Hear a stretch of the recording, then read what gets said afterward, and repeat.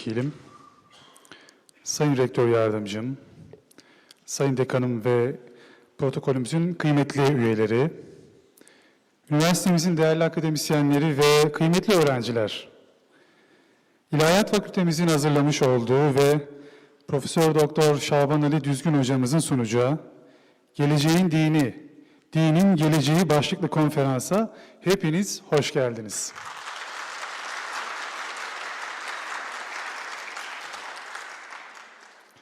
Şimdi konferanslarını vermek üzere Sayın Profesör Doktor Şaban Ali Düzgün hocamızı sahneye davet ediyorum. Üzerinize afiyet. Bir gribal. Belki salonda başka var mı grip olan? Siz beni daha iyi anlarsınız. Gribal bir enfeksiyon geçiriyorum, ilaç kullanıyorum. Sabahtan beri üzerimi durmadan değiştiriyorum. Dekan hocamız şahit. Onun için soru cevap faslı yapar mıyız diye sordukları zaman gidişata bakarız dedim. Öncelikle Sayın Valim teşrif ettiniz. Ne güzel, mutlu olduk. Rektör yardımcısı, vekili hocalarımız, dekanımız ve bu organizasyon için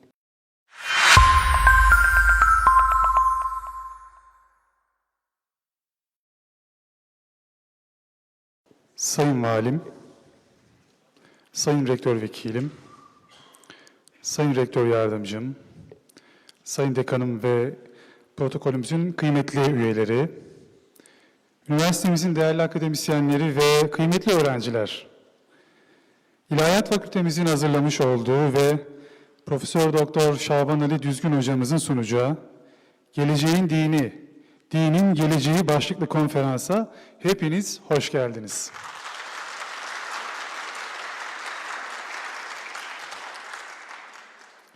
Şimdi konferanslarını vermek üzere Sayın Profesör Doktor Şaban Ali Düzgün hocamızı sahneye davet ediyorum.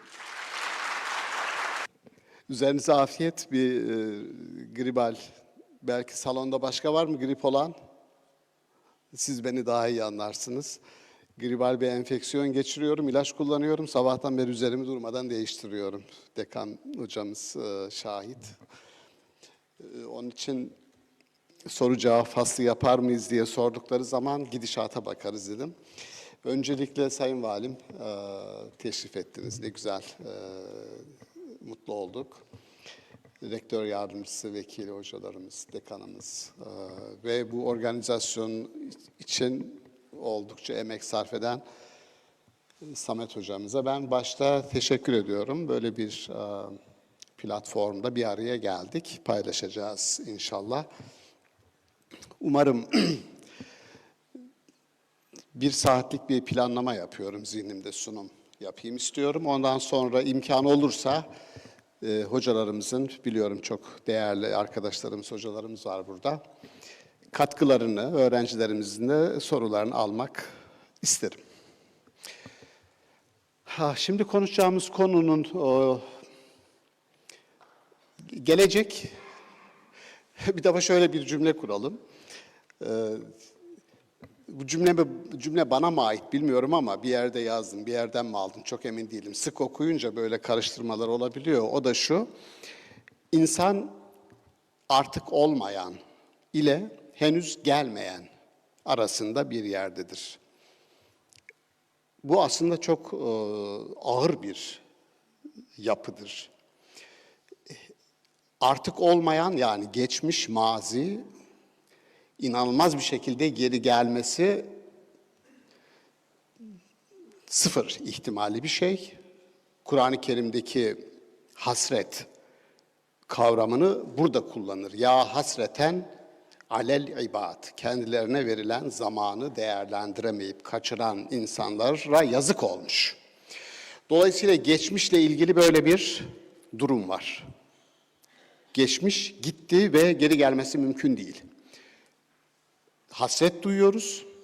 Bazen hüzün, Kur'an-ı Kerim hüzün kelimesini kullanır. Hüzün kelimesi de geçmişe ilişkindir. Yapılamayan birçok şey sizi içinize çökertir. İnsanın etkinlik alanı neresidir? Ne kaldı? Geçmiş gitti. An var, gerçek an. Gelecek dediğimiz, henüz gelmeyen dediğimiz sadece plandan ibaret. Gelecek diye bir şey yok. Yani şöyle diyelim, saat Allah izin ederse 18.30'du zannediyorum. 18.30 uçağıyla ben gideceğim. Plan. 18.30'a kadar neler olur neler. Sizin planınız değişebilir, farklı bir şey olabilir vesaire. Gelecek plandan ibaret ve binlerce, belki milyonlarca ihtimalden ibaret. Gelecek diye bir şey de yok. Onun için benim hemşerim olduğu için adını burada anabilirim. Ahmet Ziyaüddin Gümüşhanevi zamanı tanımlarken diyor ki zaman geçmişi ve geleceği kendinde derleyip toplayan ebedi şimdidir. Ebediliğini işte geçmişin hafızasından, hatıralarından alır. Geleceği de arzularından, umutlarından alır. Bu benim yorumum. Hepsini derler, toplar, anda ebedileştirir. Bizim gerçek tek bir zaman kipimiz, birimimiz var. O da şimdi, şu an. Ve bizim tarihimiz gelecek tarihi. Geçmiş tarih, geçmiş dediğimiz şöyle düşünün lütfen. İkinci Dünya Savaşı'nda Avrupa'da kaç kişi öldü? Bir rakam alalım tahmini. Hocalarımız değil de öğrenci arkadaşlarımız. Soru sorarsam bu sorular hocalarımıza değil, öğrenci arkadaşlarımıza. İkinci Dünya Savaşı'nda Avrupa'da ölen insan sayısı yaklaşık ne kadardır? Lütfen. Hocam kendisini öğrenci statüsüne indirdi ve 50 milyon dedi. İndirim yaptı hocam. %20 civarında indirim yaptı. 60-70 milyon arasında insan İkinci Dünya Savaşı'nda öldü. İkinci Dünya Savaşı'nda ölen insanlar Birinci Dünya Savaşı'nın sonucunu yaşadılar. Yani İkinci Dünya Savaşı'nın tarihi Birinci Dünya Savaşı'yla orada onuru kırılan Almanların yeniden onurunu kazanma mücadelesiyle bir hasta adamın arkasına takılıp, Hitler'i kastediyorum, Avrupa'yı bir mezbahaya çevirdiler. Buradan neyi söylemiş olduk? Yaşadığımız an aslında geçmişin hayaletlerinin musallat olduğu bir andır. Bu bir. Kendi anımızı değerlendirirken ne kadar gerçekten kendi irademizle, aklımızla, kaygılarımızla, umutlarımızla kurduğumuz bir andır, ne kadar geçmişin ipoteği altındadır. Şimdi bu sorunun aslında kendi içinde cevabı var.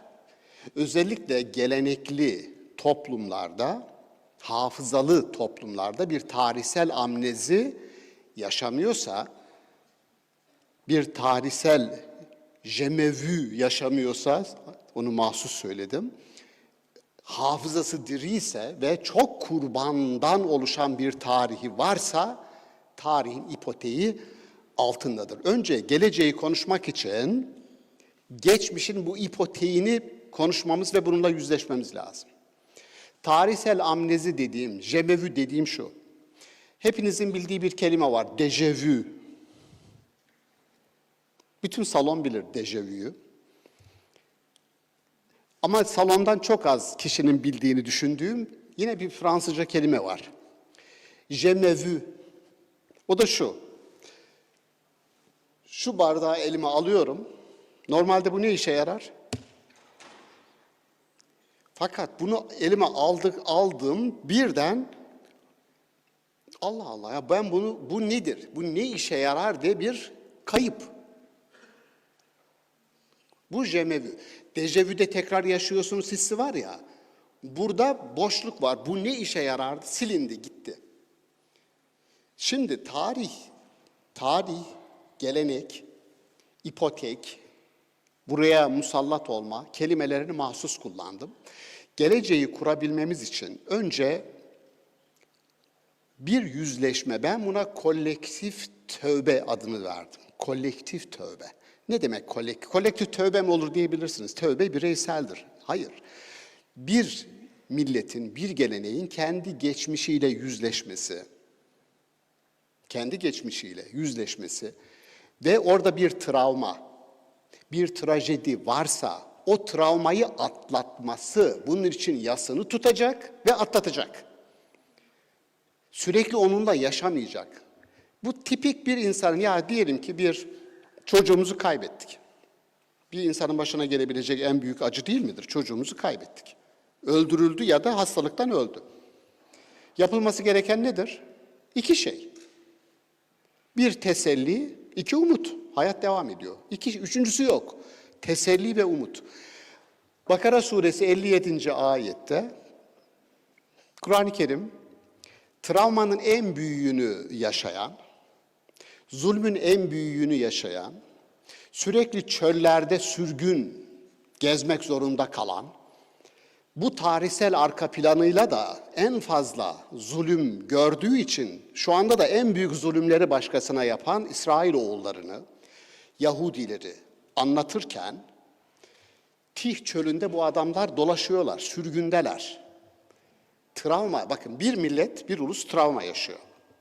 Bakara 57 diyor ki ve zallenna aleykumul gamam, yani bulutlardan her türlü gam, keder size yağdı. Bu Yahudiler için olmayabilir. Herhangi bir millet, herhangi bir din, herhangi bir ulus, herhangi bir aile öyle şeyler başına gelir ki yani hepsi beni mi buldu der. Der mi? Olur mu bu? Olur. Buna Kur'an-ı Kerim diyor ki ve zallelna aleykumul gamam. Gamın, kederin her türü size yağdı, geldi. Hepsini gördünüz. Peki sonra tarihinde travma olan, gam, keder olan bir ulusa ne lazım arkasında söylüyor. Biz size önce selva, sonra men verdik diyor. Selva verdik ve men verdik. Selva nedir? Tefsir hocamız var mı? Efendim?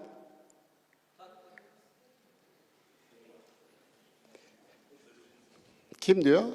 Söyleyin. Bıldırcın diyen kim? Bıldırcın demek suç değil. Sahibini görüyor. Bıldırcın. Tamam bak şimdi.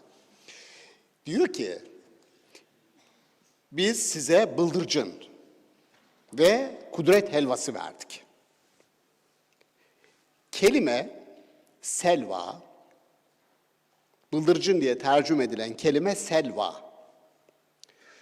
Selva kelimesinin Arapçası, açıp bakın, teselli demek. Kudret helvası diye tercüme edilen men kelimesini açın bakın, hepimizin Türkçesinde zaten var. Men, temenni, temenna, aynı kökten gelir. Umut demek. Trajedi yaşayan, travma yaşayan, sürgün yaşayan, zulmedilen, haksızlığa uğradığını düşünen bir millete bıldırcın değil de ne vermek lazım? Önce teselli, sonra da umut vermek gerekir. Ben ibret olsun diye baktım. Kur'an tercümelerinin tamamında söylenen bıldırcın ve kudret helvası. Bir tarih felsefesine orada ihtiyaç var. Bu konuştuğum bir yer var her pazartesi Ankara'da. Öğrencilerin %95'i yabancı, konuştuğum öğrencilerin. Yüz yüze konuştuklarım, online katılanlar Türkiye'den ağırlıklı. Arap, Ürdünlü bir öğrencim var. Direkt sordum. Selva Arapçada ne demek? Teselli hocam dedi. Men ne demek? Umut demek hocam. Çok az bilinen bir isim var. Türkçe'ye 2 tercümesi yapılan bir isim. İbn Zafer diye bir alimimiz var. Sicilya doğumlu İbn Zafer. Kitabının adı Sülvanül Müta fi etba fi udvanil etba. Yani olağanüstü hal dönemlerinde bir toplum nasıl yönetilir? Sülvanül Müta fi udvanil etba. Yani yönetilen halk düşmanlık göstermeye, anomi, kaos yaratmaya başladığı zaman bu insanlar nasıl teselli edilir? Kitabın adı bu. Kullandığı kelime ne? Sülvan. Yani selva ile aynı kökten. Kelimenin tarihsel arkeolojisine, genetiğine bakarsanız kelime kaybeden, travma yaşayan bir milletin tesellisi önce. Yani bu şu demek, yüzleşeceksin. Tarihteki kayıplarını bakın şöyle düşünün. Yahudilerde ve Şia'da etkindir bu söyleyeceğim. Tarihteki kayıplar her zaman kurban değildir. Bir millet tarihteki kayıplarını kurban hanesine yazmaya başladığı zaman hafızası kurbanlarla doluyor ve kini, nefreti, öfkesi o kadar büyüyor. Biz Kerbela'ya bakıyoruz. Kerbela, Hüseyin, Hazreti Peygamber'in torunu. Yaşanan trajedi hepimiz için bir trajedi, üzücü. Ama oradaki olayı eğer bir kurbana dönüştürür ve bütün tarihini o olayın ipoteğine verirsen orada sürekli kin, nefret, öfke büyütürsün kalbinde, yüreğinde. Onun için temel bunu tarihle ilgili son bir şey söyleyeceğim ve geleceğe geçeceğim. Nedir söyleyeceğim şey? Haşr suresinin 10. ayeti. Bunun üzerine söz yok. Diyor ki ayet-i kerime, ey Rabbimiz, bizden önce geçen din kardeşlerimizi bağışla, onlara karşı içimizde bir kin, öfke barındırma. Anlıyoruz ki geçmişte yaşanan olayların tamamında hepimiz diyoruz ki onlar bizim din kardeşlerimiz. Dolayısıyla bir din meselesi tartışması hiç aşmayacağız. Oradan sökün öden Şiisi de, Sünnisi de, diğer kimliklerin aslında çok sıkıntılı bir kimliklenme süreci olduğunu bize gösteriyor bakın. Bir din kavgası yok ortada. Niye? Çünkü hepsi din kardeşimiz diyeceksiniz. Bu bir. İki, onları bağışla. Kim bağışlanır?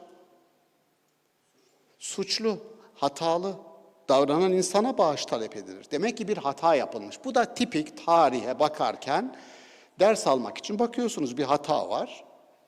Hatayı gösteriyorsunuz. Üçüncüsü daha da önemlisi onlara karşı içimizde bir kin, gil kelimesini kullanıyor. Gil, içimizde bir kin, öfke barındırma. Bu bildiğiniz katarsis dediğimiz rahatlama, bir boşaltın. Gidersiniz psikoterapide size bir güzel konuşturur, şöyle kimseye anlatamadıklarınızı anlatırsınız, bir rahatlarsınız. Onun gibi geçmişle ilgili bir rahatlama yaşayacaksınız. Oradaki hiçbir olayı bugünün ipoteğine vermeyeceksiniz. Şimdi niye böyle? Diyeceksiniz ki ya bu geçmiş gerçekten bu kadar ağır bir yük olarak bugünü esir alıyor mu? Alıyor. Şöyle düşünün, ben Haçlı Seferleri tarihi çalıştım. Makalelerimi İngilizce yazdım. Sonra Türkçe'ye tercüme edildi bunlar. Farsça'ya tercüme edildi. 1089'da Papa Fransa'da ilk Haçlı Seferleri çağrısında bulunduğu zaman Haçlılar oradan çıkacaklar, Anadolu'ya gelecekler, Anadolu'dan Kudüs'e gidecekler. Daha Avrupa'dan çıkmadan Haçlıların Almanya'daki Yahudi köylerine önce uğradıkları ve bütün Yahudileri öldürdükten sonra Anadolu'ya geldiklerini biliyoruz. Haçlı seferleri başladığında Yahudiler. Şimdi o zaman soru şu, ya bu adamların Yahudilerle ne alıp veremediği var? Ama alıp veremediği var. Tarih çünkü öyle kuruluyor. Şöyle bir sahne kuruyorum ben. Diyorum ki bir Hristiyan aile düşünün. Çocuklarını aldılar, kiliseye götürdüler. Bir ikon, heykel. İsa çarmıha gerilmiş, öldürülmüş. Böyle duruyor. Çocuk soruyor, 7-8 yaşında çocuk. Kimdir bu? Anne babası açıklama yapıyor. Bu bizim peygamberimiz, bu bizim babamız, bu bizim ne derseniz deyin. Peki ne oldu buna? Öldürüldü. Nasıl oldu bu? Yahudiler, özellikle o Ferisiler dediğimiz grup, Yahudiler, o zaman Kudüs Roma'nın sömürgesi, Roma valisine Pontius Pilatus diye bir adam. Ona şikayet ediyorlar Yahudiler ve bizim en değerli varlığımızı ölümüne sebep oluyorlar. Şimdi ne oldu? 7 yaşındaki bir çocuğun zihninde Yahudi imajı nasıl bir imaj?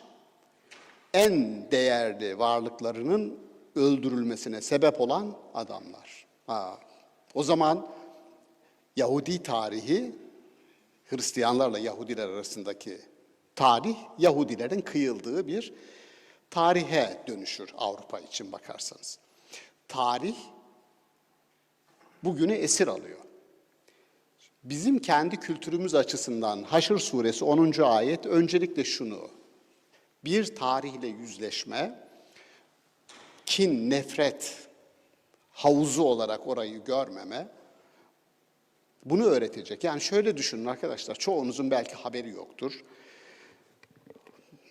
Hazreti Ayşe ile ilgili kitaplarda yazılanları bir düşünün. Hazreti Peygamber'in eşi. Değil mi? Yani Şii tarihini kastediyorum. Şia tarihinde Hazreti Ayşe ile ağza alınmayacak laflar söylenir. Hazreti Ömer'le, Ebu Bekir'le, Osman'la ilgili hakeza.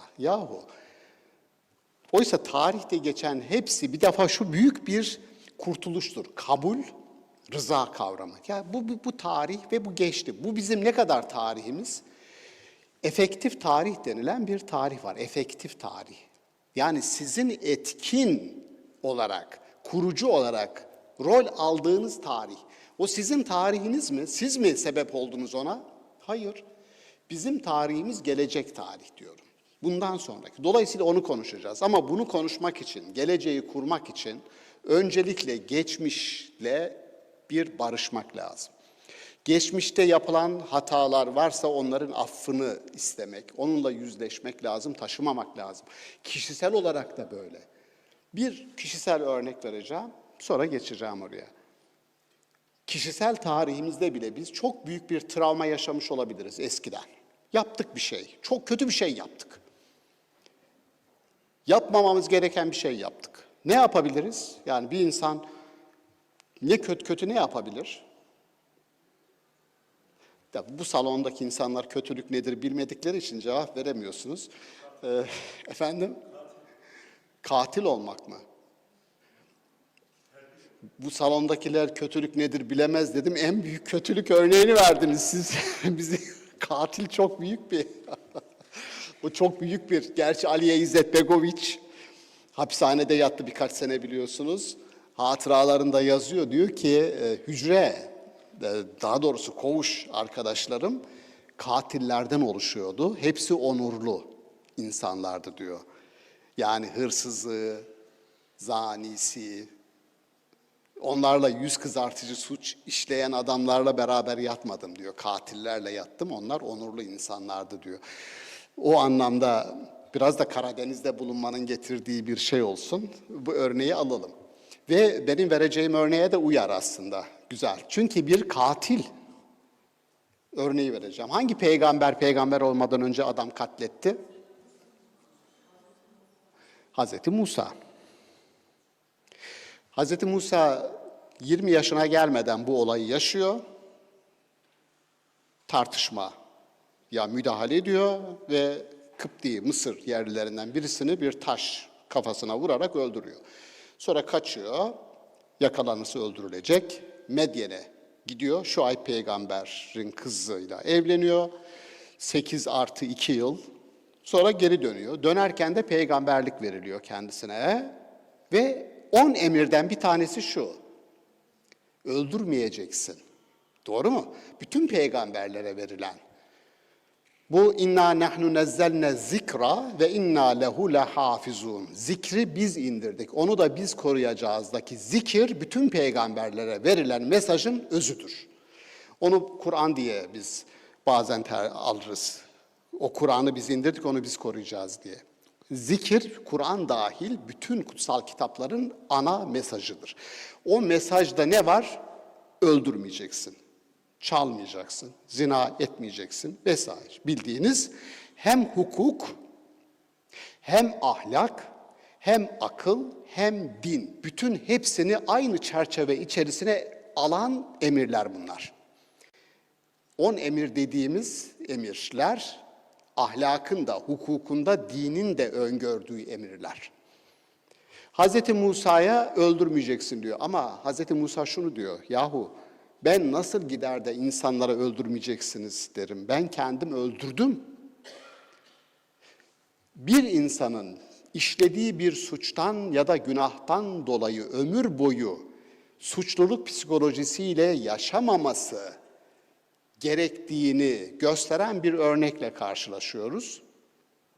Allah diyor ki önce ayakkabılarını çıkar. Bu şu demek, geçmişte işlediğin bir günahtan dolayı sürekli bunun altında ezilmekten vazgeç. Ayakkabı çıkarmak, bu aynı zamanda Çin geleneğinde de kullanılır. Ayakkabıları çıkarmak demek geçmişin esaretinden, geçmişin sizi sürekli tutan, ezen bu tür. Olur ya, herkesin geçmişinde bir hata vardır ya, yok mudur? Ha şöyle bak, şöyle itiraf edelim. Hepimizin geçmişinde bir hata vardır. Onunla yaşamamayı öğreneceksin. Önce ayakkabılarını çıkar. İkincisi, elinin bembeyaz olduğunu göreceksin. Yani öldüren el kurtulacak. O günahtan kurtulacak. O psikozdan çıkacak. Fakat dikkat edin, çok temel bir şey geliyor işte. İnsanı tarihin aktif, efektif, kurucu adamı yapan esas vurgu geliyor Musa'ya. Bence inanılmaz bir yük yükleniyor, çok ağır bir yük. Diyor ki, her günahın tövbesi kendi cinsindendir. Bir adam öldürdünse, öldürülmeyi bekleyen binleri ancak kurtarırsan sen bağışlanırsın. Ve Musa İsrailoğullarını öldürülmek için Mısır'da tutulan adamları kurtararak o günahının affını sağlıyor. Dediğimi anlatabildim mi? Bir günah işledikse, bir adam öldürdükse binlercesini kurtararak ancak. Böylece Musa ne oldu? Biz ona peygamber diyoruz. Ama Yahudiler için Musa bir özgürlük lideridir. Özgürleştirici bir liderdir. Fark etmez. Doğru bir tanımlamadır. Biz ona ekstra bir tanım yapıyoruz. Ki Kur'an-ı Kerim'inki daha önemlidir. Yahudilere göre Tevrat, düzeltiyorum, Davut, Süleyman birer kraldır. Kur'an-ı Kerim bunu düzeltiyor. Onlara biz mülk verdik. Mülk dediğin krallık. Mülkiyet oradan gelir. Yani melik, kral oradan gelir. Bu mülkiyet bazen ekonomik mülkiyettir. Bazıları ekonomik malikliklerinden dolayı krallık yaparlar. Doğru mu? Dünyada öyle değil midir? Bazıları siyasal mülkiyetten dolayı meliklik yaparlar. Ama Kur'an-ı Kerim uyarıda bulunuyor. Eğer bir meliklik, ister ekonomik mülkiyet olsun, ister siyasal mülkiyet olsun, yanında hikmet ve kitap yoksa yakar, yıkar, yok eder. Onun için diyor ki biz onlara aynı zamanda hikmeti verdik. Hatırlayın Kur'an-ı Kerim'de. Onun için onlar Yahudiler için birer kral, bizim için birer peygamber. Şimdi Musa'nın adamı öldürmesini Kur'an-ı Kerim değerlendirirken şunu diyor. Niye öldürdü? Çünkü biz ona henüz hikmeti vermemiştik diyor. O zaman anlıyoruz ki tarihin bir insanlık tarihi olabilmesi için, Hegel'in dediği gibi bir insanlık mezbahasına dönüşmemesi için tarihe eşlik etmesi gereken, krallara eşlik etmesi gereken bir hikmetin gerekliliğidir. Onun için bakın çok enteresan değil midir? Nagasaki ve Hiroşima'ya atom bombası atıldı ya. Atom bombasının başında bu işi yapanlar Almanya'dan kaçan Oppenheimer gibi fizikçiler, bu adamlar ağırlıklı Yahudiler. Atom bombasını niye yapıyorlar biliyor musunuz? Son ana kadar atom bombasının Nagasaki'ye ve Hiroşima'ya atılacağını bilen sadece Amerikalı siyasetçiler. Nereye atılacak? Almanya'ya atılacak. Amerika'da atom bombasını hazırlayanlar, atom bombası Almanya'ya atılacak diye çalışıyorlar. Ama şimdi şöyle düşünün, ister Almanya, ister Nagasaki, Hiroşima fark etmez. siz bir bombayla 250 bin, 300 bin kişiyi birden öldürecek bir silahı hangi hikmetle, hangi vicdanla, hangi insafla açıklarsınız ya? Onun için Allah'ın eşlik etmediği bir tarih trajik tarihtir. Peygamberlerin eşlik etmediği bir tarih trajik olmak zorundadır. Yakmak, yıkmak zorundadır. Korkunç. Arkadaşlar yani 8 milyar insan var. Bakın şöyle sabah Altaş TV'de konuşurken bu cümleyi kurdum. Aynısını söyleyeceğim. Ya 21. yüzyılın birinci çeyreği geride kaldı. Bak 25 yılı gitti. 21. yüzyılın ilk çeyreği gitti. İlk çeyrekte ne hatırlıyoruz? Gazze'yi hatırlıyorsunuz. Ukrayna'yı hatırlıyorsunuz. Irak'ı hatırlıyorsunuz, Afganistan falan. Tamamen Hegel'in o dediği tarih insanlık mezbahasıdır dediği şeyi 21. yüzyılda da yaşadık. Bütün derdimiz şu, bütün bunları gördük. Gelecek çeyrekleri nasıl kurtarabiliriz? En anahtar kelime burada umut. Umut kelimesi. Ve insan dünyada niye vardır? Bakın çok bir soru bu değil mi? Hayatın anlamı ne, gayesi ne? Küçük bir felsefe yani. Küçük. Hayatın anlamı ne? Dünyada niye yaşıyoruz? Niye buradayız? Çok basit bir karşılık vermişler buna. Bu eudaimonia dedikleri, eudo, eudo, ötenazi. Aynı kökten gelir. Ötenazi de, eudaimonia da aynı kökten gelir. Ütopya da aynı kökten gelir Yunanca'da. İyi demek. Ötenazi iyi ölüm. Ütopya iyi bir toprak parçası. Eudaimonia iyi bir yaşam ama eudaimonia'nın içerisinde tanrısal bir yaşam vardır. Eudaimonia tanrısal olanı da içerir Yunanca'da. Ama bu da şu, ya mutlu olmak için. Mutlu olmak için. Fakat enteresan. Modernite dediğim 500 yıl geriye gidin lütfen. Çağdaşlıkla modernlik, öğrencilere ağırlıklı söylüyorum, öğrencilerimiz. Modern dönem dediğimiz bizim 500 yıllık bir dönemdir. Modern üst kelimedir modern. Altında aydınlanma var. Altında Rönesans var. Önce Rönesans var. Sonra aydınlanma var. Sonra bilimsel devrimler var. Sonra Alman romantizmi var. Sekülerlik, laiklik dediğiniz bütün o alt birimlerin en üstündeki kelime modernite. Modernizm. Modernite kelimesinin altındaki Rönesans'ın İtalya'da biliyorsunuz. Nerede bizim hocam? Firenze. Firenze dediği yani Floransa. Floransa'da başlıyor bu Rönesans ve bizden bir kelimeyi alıyorlar. Kelime şu. Çok basit gibi geliyor. Mutluluk kelimesi Yunanca'da da, Batı düşüncesinde mutluluk, dünyevi mutluluktur. Fakat bir saadeti dareyn, yani mutluluğun bu kadar uzatıldığı, büyütüldüğü iki dünyada mutluluk. İki dünya. Öyle bir umut, öyle bir mutluluk. Bu bir tür ütopya. Topyadan 3 kelime türetiyoruz biz. Bir, ütopya. İkincisi, geliyor, söyleyin lütfen. Kim söylüyor? Distopya. Bir tane daha var. Onu bilene su ikram ederim.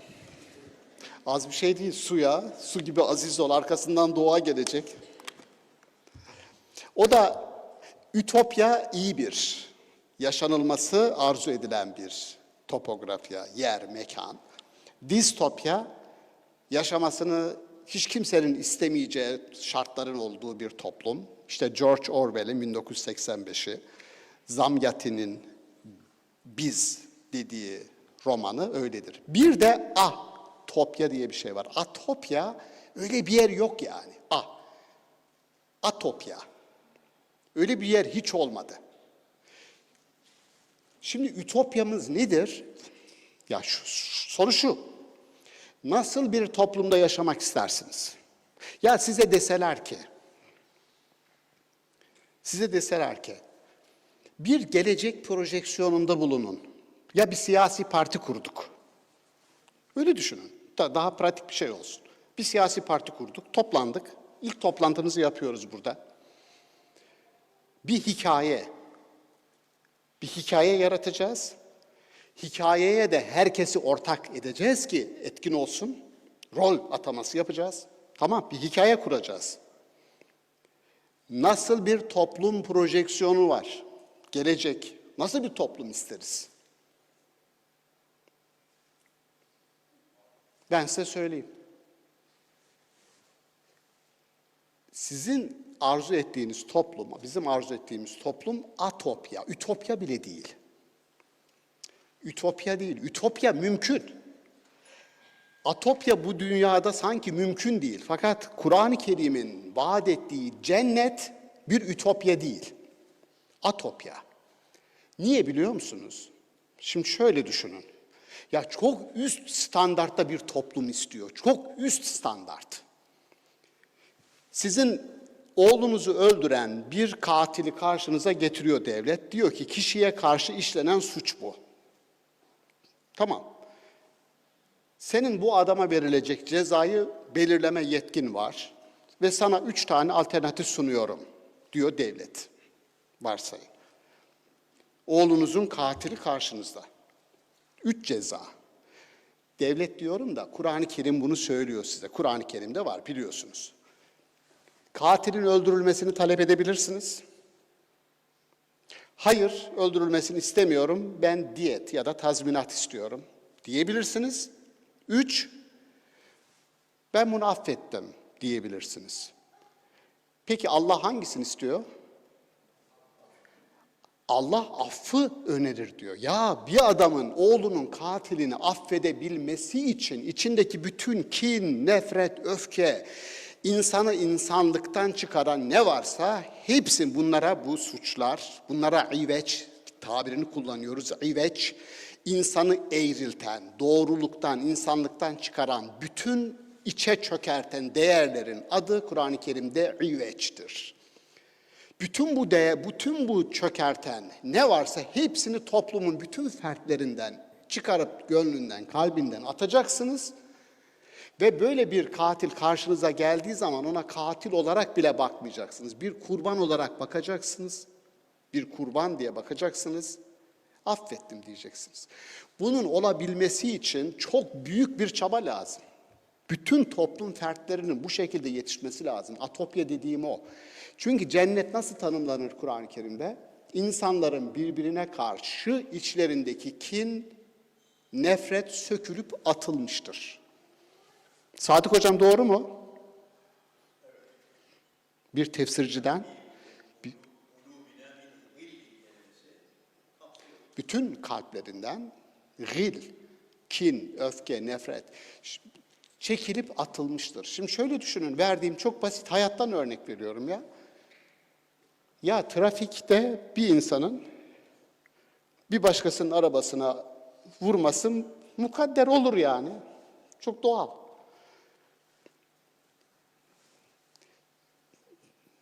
Sitenin otoparkından çıkarken aradı siteden görevli.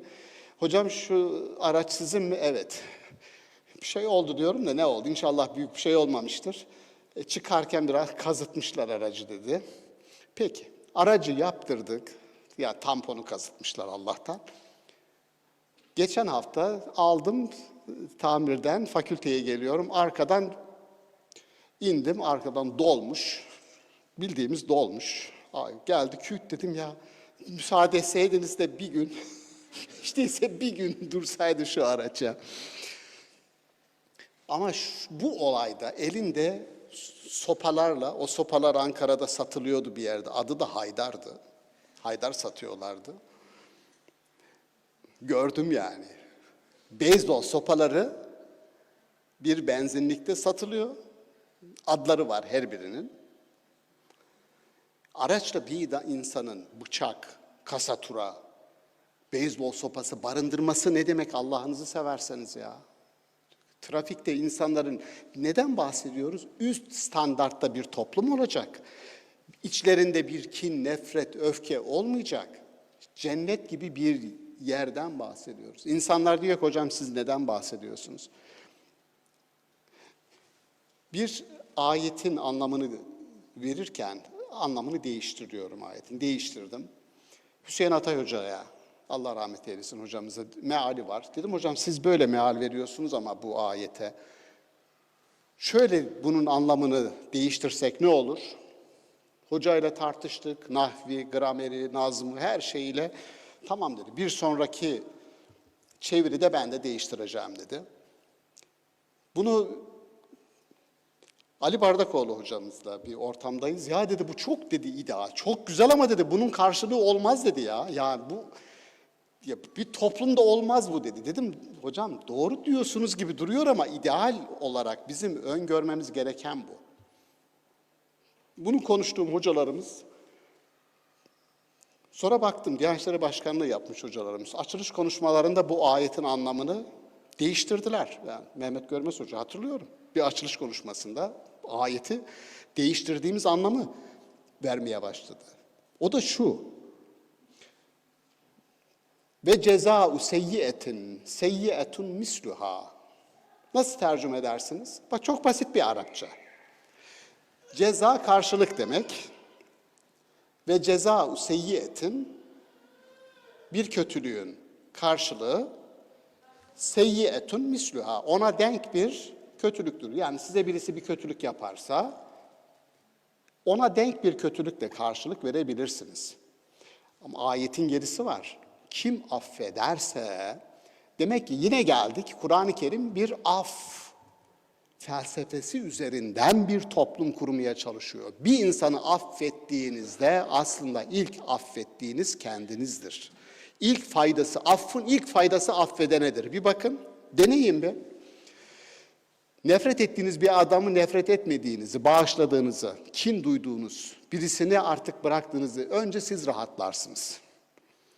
Affetmenin ilk faydası affedenedir. Çünkü affettiğiniz anda hiyerarşik olarak üste çıkarsınız. Desen ki birisine hadi sen affettim der ki sen kimsin ki beni affediyorsun? O da bilir ki affeden üsttedir. Şimdi hocaya dedim ki hocam temel felsefemiz şu, bakın kuracağımız toplum idealiyle ilgili bir şey söylüyorum. Göze göz, dişe diş, merhamet yok. Bu Tevrat'ın ifadesidir. Göze göz, dişe diş, merhamet yok. Arkası da var bunun. O kısmı Tevrat'ta yazılı. Merhamet yok. Bu adalet tercümesidir. Bakın göze göz, dişe diş, merhamet yok. Ne var? Adalet var. Gözünü çıkaranın gözünü çıkarıyorsun. Peki o zaman soru şu. Biz Kur'an'ı yorumlarken, anlarken adalet penceresinden mi bakacağız? Merhamet penceresinden mi bakacağız? Adalet geride kaldı. Bugün dünyanın, bakın geçen sene bir AK Parti'nin yaptığı bir toplantıydı. İstanbul'da, Hilton, Bosfor'da. Benden de rica ettiler organizasyonunda yani kimler gelsin konuşsun, hangi temalar konuşulsun. Hocam destek istiyoruz uluslararası çünkü büyük bir proje kapsamında. Peki isimler önerdim vesaire. Sonunda dedi ki organizasyonu yapan hanım arkadaş Ayşe Hanım, Ayşe Böğürler. Hocam dedi ya sizden de dedi bir konuşma istiyoruz dedi. Peki. Benden önce Cumhurbaşkanımız konuştu. Ve haklı olarak dedi ki, haklı olarak Birleşmiş Milletler'in yapısı, olup biten, dünyanın dedi adalete ihtiyacı var. Adalet, adalet, adalet. Doğru mu? Var mı burada bir hata? Yok. Adalet, Birleşmiş Milletler'in kuruluşuna bakın. Veto yetkisi ne ya? Veto yetkisi nedir? Kurarken bir defa zulüm işleyeceğini, yani bir yerde haksızlık var, birisi hayır yok diyor, haksızlık ortadan kalkmıyor yani. Belli, adaletsiz bir kuruluştan adalet bekliyorsun. Açık. Ama geldiğimiz nokta, benim konuşmam geldi. Dedim ki bu doğru ama bunu aşmamız lazım. Nasıl İslam kendisinden önceki bütün dinleri içererek aştıysa, bakın bizim temel felsefelerimizden bir tanesi. İçererek aşmak. İçererek aşmak. İslam, Yahudiliği, Yahudilerin peygamberlerini, Hristiyanlığı, Hristiyanların peygamberlerini hepsini içeriyor ama aşıyor. Doğru mu? İçeriyor mu? Reddedebilir misiniz İsa'yı, Hazreti Musa'yı? Hayır. İçeriyor ama onlarla mı kalıyor? Hayır, aşıyor. Nasıl onları aştıysa Kur'an'ın mesajı da kendinden önceki kitapları içerecek ama aşacak. Bu aşma adalete takılıp kalmayacak. Merhamet adaletin üst formudur. Şöyle düşünün, merhametin olmadığı yerde herkes gider adliye koridorlarında merhamet dilenir, adalet dilenir başkasından. Doğru mu bu? Doğru. Merhamet denir ki, Arapların bir sözüdür. Adalet, merhametin vekilidir. Onun olmadığı yerde devreye girer. Dolayısıyla biz bir gelecek projeksiyonu yapacaksak, bu projeksiyonda kurucu kelime merhamet. O zaman ayeti, dedim ki Hüseyin Atay Hoca'ya, hocam, ayeti ya adalet tercümesi yapacağız ya merhamet. Ama bu kitap bir merhamet kitabı olduğu için ben merhamet tercümesi yapacağım. O tercüme de şu. Ve cezâ'u seyyiyetin seyyiyetun mislüha. Bir kötülüğe kötülükle karşılık vermek de kötülüktür. Bir kötülüğe kötülükle karşılık vermek de kötülüktür. Çok basit bir şekilde düşünün. Amiyane tabirle, çok affedersiniz. Yine trafikte adam indirdi camı ve size küfretti. Ne yapacaksınız? Aynısıyla karşılık mı vereceksiniz? Allah aşkına. Bakın ne kadar irrasyonel bir şey olduğunu düşünün yani. Adam çıktı elinde bir işte sopayla çıktı. Sen de bir sopa mı alıp çıkacaksın? Hayır yok lütfen mecbur demeyin Allah aşkına. Mecbur demeyin. O mecbur diyen espri yaptı tabii. Şimdi bu kadar konuştuktan sonra mecbur derseniz o da şu olur, Sokrates'in dediği gibi beni bir kişi anladı, o da yanlış anladı.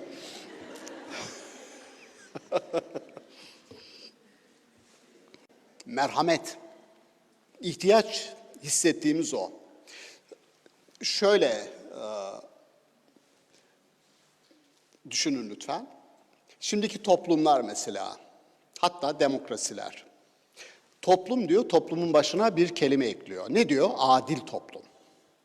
Toplum diyor, eşitlikçi toplum. Demokrasi diyor, ileri demokrasi diyor. Liberal demokrasi diyor. Demokrasi tek başına artık yetmiyor. Başına bir şey koyman lazım. Ekonomi diyor hakeza. Liberal ekonomi, neoliberal ekonomi falan.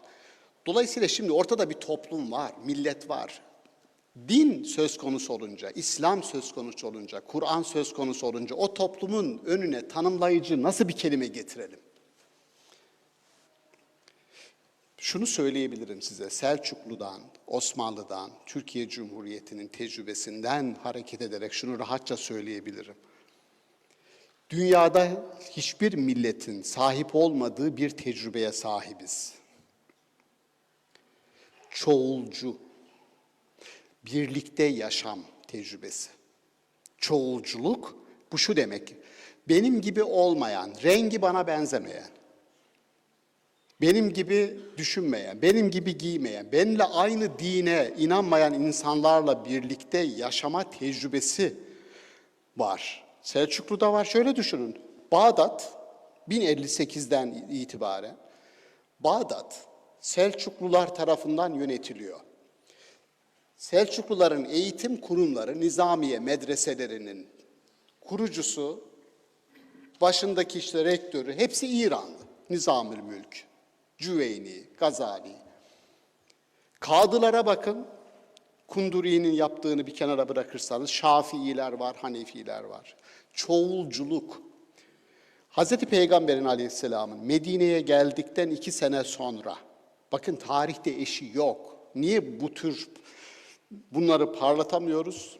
Sıkıntı orada. Toplum sözleşmesi diye bir şey ya. Toplum sözleşmesi yapıyor. Anayasa diyorsunuz. Anayasa diyoruz. Anayasadan daha önemlidir toplum sözleşmesi. Anayasayı yapabiliriz. Bakın şurada hepimiz toplandık. Dedik ya bir ekibiz. Oturalım arkadaşlar bir anayasa yapalım. Yaptık anayasayı. Sonra da millete ilan ettik. Anayasa yaptık. Herkes buna uyacak. Uyun. Anayasa yapmanın daha ilerisi toplum sözleşmesidir. Çünkü sözleşmede başkalarının iradesini de almak ve danışmak vardır. Modern dönemin temel özelliklerinden birisi Jean-Jacques Rousseau, Thomas Hobbes gibi siyaset teorisyenlerine bakarsanız anahtar kelime rızadır. Rıza ve iradedir. Akıl değil. Akıl orta çağda da var. Orta çağda olmayan iradedir. İlgili arkadaşlar ne dediğimi çok daha onların zihnine oturuyordur. Dolayısıyla Medine toplum sözleşmesidir. Hazreti Peygamber Yahudisine de, Hristiyanına da, müşriğine de soruyor, iradesini alıyor ve bir metin hazırlıyor. Toplum sözleşmesi. Söylediğim şey şu, geleceğin dünyasında isteseniz de, istemeseniz de başkalarıyla birlikte yaşayacaksınız. Daha fazla yaşayacağız. Yaşayabilecek miyiz?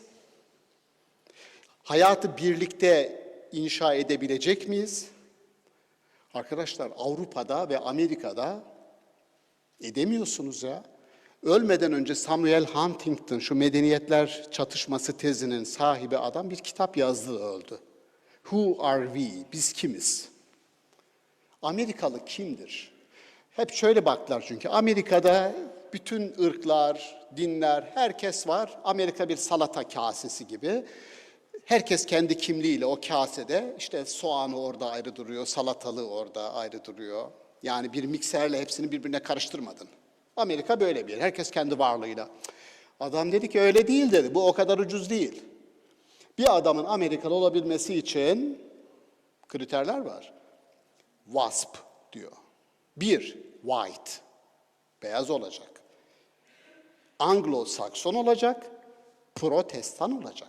Sen Katoliksen Amerikalı olamazsın. Katolikler Amerika'da kimdir? Roma'nın Truva atlarıdır. 1930'larda Katolikler Amerika'ya göç etmeye başlayınca Protestanlar bunlar Truva atları, bunlar hainler. Bunları almayalım diye kampanyalar yaptılar. Katolikliğe yakın, Katolik olarak kabul edilen bir başkan vardı. Adamı da öldürdüler. Kennedy. Dolayısıyla Amerika bakın birlikte yaşam hikayeye döndü. Şuraya bakar mısınız? Birlikte yaşamak istemiyor. Siz en son ne zaman gittiniz bir batılı ülkede, ne kadar kaldınız, ne yaptınız bilmiyorum. Çünkü yaşam alanları daraldı. Gerçekten daraldı. Ben kendim yaşadım ya. Ya trende, Almanya'da adam business class'ta seyahat ediyorum. Söylemesi ayıp. İçmiş de olabilir adam. Frankfurt'tan Köln'e gideceğim, hızlı tren. Başıma geldi dikildi, buradan kalk. Buradan git. Ve işin ilginç tarafı o adam 1 saat başımda fiziki bir müdahale yapmadan taciz ediyor.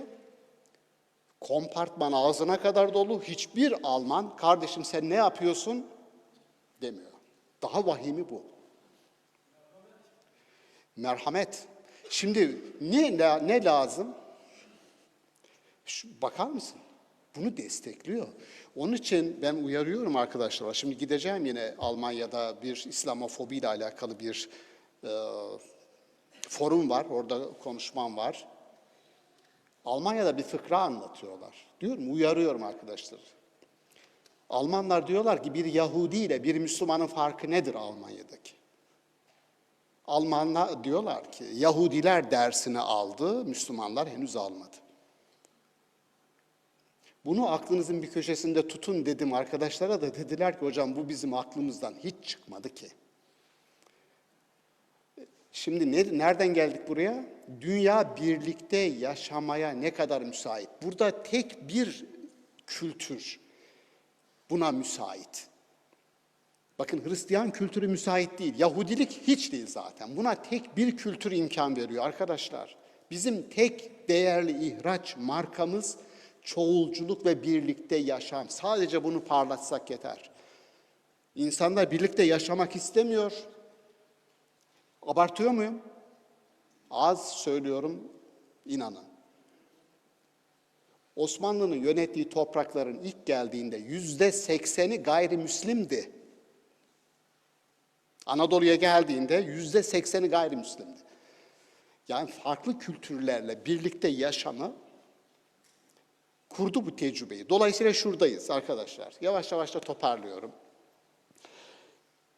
Eğer dinimizin bir geleceği olsun istiyorsak, Hristiyanlık gibi tarihin dışında kendi kendine patinaj yapan, hiçbir etkisi olmayan bir mitolojiye dönüşsün istemiyorsanız, ona yaşam alanında yaşayacağı, nefes alacağı yerler açmak zorundayız. Bu bir önce söylemle olur. Söylem. Önce dilimizde bunu bizim geliştirmemiz lazım. Bu dil nedir? Söylüyorum bakın.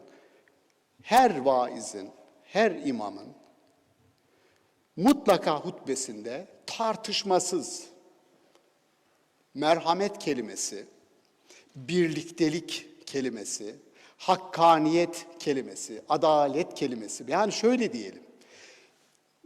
Max Scheler diye bir Alman var. Der ki iki duygu vardır insanda. Birisi yaşatmaya, birisi yok etmeye odaklıdır. Bütün diğer duygular bu ikisinde yuvalanır. İki duygu var. Üçüncüsü yok. Max Scheler. Duygulardan bir tanesi sevgi, diğeri nefret. Sevdiğini yaşatmaya çalışırsın, nefret ettiğini yok etmeye çalışırsın. Önce dil. Bakın, The Stormer yahut Der Stürmer diye bir dergi yayınlandı. İkinci Dünya Savaşı'ndan önce Almanya'da 10 yılı aşkın yayınlandı dergi. Karikatür dergisi. Derginin kuruluş sebebi ne biliyor musunuz? Der Stürmer dergisi Almanya'da 10 yılı aşkın Yahudi imajını bozmak için. Öyle Yahudiler öyle lanse edildi Almanya'da ki sonra adamlar öldürülmeye başlayınca bütün millet dedi ki zaten hak etmişlerdi. Yani önce bu iş dilde başlıyor. Onun için bu İslamofobi, Batı, birlikte yaşam bu konuda bizim hem kültürel anlamda, bakın Türk kültürü de buna çok müsait. Türk kültürü de çok müsait. Bu şaka değil. Siz gidin Almanya'da böyle azıcık şehrin dışına çıkın. Şehrin dışına çıkın, yürüyüşe çıktınız. Kazara 3-5 kilometre uzadı. Ve bir ev gördünüz orada, köy evi. Kapısında bir adam var. Sizi gördüğünde içeri girer adam. Siz gidene kadar içeri girer. Geçersiniz sonra dışarı çıkar. Niye? Güvenmez. Bir bela mıdır, musibet midir diye bakar. Ya bizde öyle değil. Adam görür, biz hepimiz biliyoruz Anadolu'yu. Dışarı çıkar, önünü keser. Çay var, kahve var, eve buyur falan der. Bakın size Gustav Jung, bu Freud, Sigmund Freud biliyorsunuz psikanalizin kurucusu sayılıyor. Onunla tam ters istikamette bir psikanalizci var. Carl Gustav Jung, dinlerin çok sevdiği, bizim çok sevdiğimiz bir adam. Onun Yeşil Adam diye bir çalışması var. Yeşil Adam'la kimi anlatıyor sizce? Ha? Yeşil Adam'la kastı kimdir? Hayır. Yeşil Adam neyin tercümesi olabilir? Söylediğimde hadi ya falan diyeceksiniz. O da benim çok hoşuma gidecek. Hayır. İngilizcesi green man, yeşil adam olan hangi kelimenin tercümesidir green man? Hızır, Hızır yeşil demek. Hıdır, ahtar. Bizim kültürümüzdeki, evet işte sizdeki bu şeyi duyunca ben çok mutlu oluyorum. İşte bu, bu beni çok mutlu etti. Sayın Valim, hocalığın böyle bir zevki var. Valiler bunu bilmezler. Biz bunu biliriz.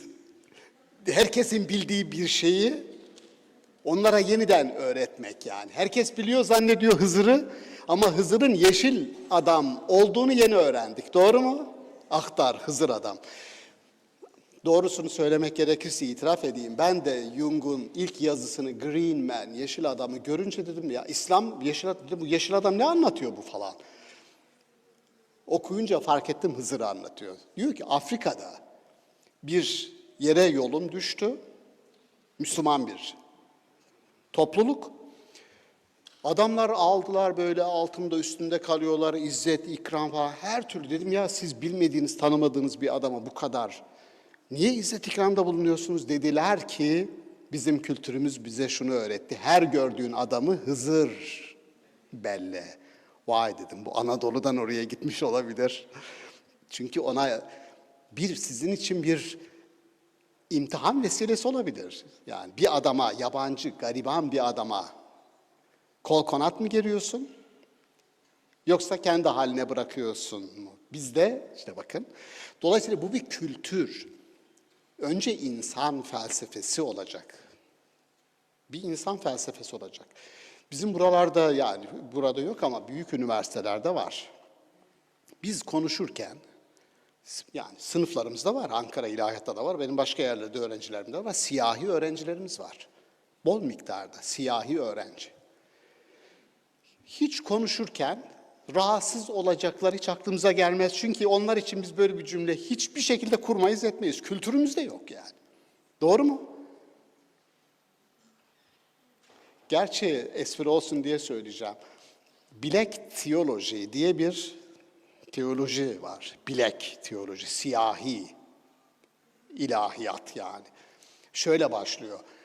İlk insan orijinal olarak Adem babamız, Havva annemiz, ilk insan siyahtı. Günah işleyince utancından beyaz oldu. Dedim güzel, bu da güzel. Ya ne gerek var? Oysa Adem ve Havva'nın bütün insanların annesi babası olması biyolojik olarak değil, ırkçılığın en büyük reddidir. Herkesi bir kişiye bağlayarak ırka dayalı üstünlük fikrini reddediyorsun. Irkçılığın reddidir. Yoksa oradan biyolojik bir okuma niye çıkarıyoruz ki yani? Evet, şöyle yapabiliriz arkadaşlar. Şöyle yapalım.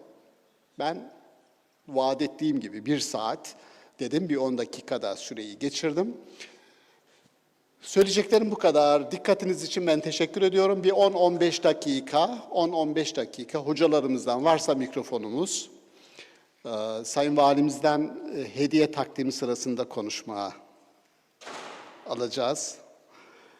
Ondan önce hocalarımızın katkıları varsa ben almak isterim. Öğrenci arkadaşlarımızın soruları varsa bir 15 dakika en fazla vakit ayıralım derim. Soruyu soracak arkadaşımız Giresun'dan geldi. İstanbul'da ilk bir havalanında karşılaştık. Orada ayaküstü sohbet edeceğim diye uçağı kaçırmayı göze alan bir arkadaşımız. Uçak gitsin, ben sizinle birkaç dakika diye sohbet edeyim. Gerçekten sohbet ederken uçak kaçtı. Sonra da uçağı kaçırdım ama olsun değdi hocam dedi. Ya dedim niye uçak orada? Boş ver hocam, uçağı her zaman binilir dedi. Ben sizi nerede bulacağım? O arkadaşımız Giresun'dan geldi, Hüseyin kardeşimiz. Ses. Geliyor. Tekrar hoş geldiniz hocam. Teşekkür ederim. Bu güzel sunum için teşekkür ederim. Birincisi sunumunuzla ilgili bir soru soracağım. İkincisi de kitabınızla ilgili bir soru soracağım. Sunumda Hazreti Musa'dan bahsettik hocam. Daha önceki videolarınızda da zaten sıklıkla bu örnekten bahsediyorsunuz.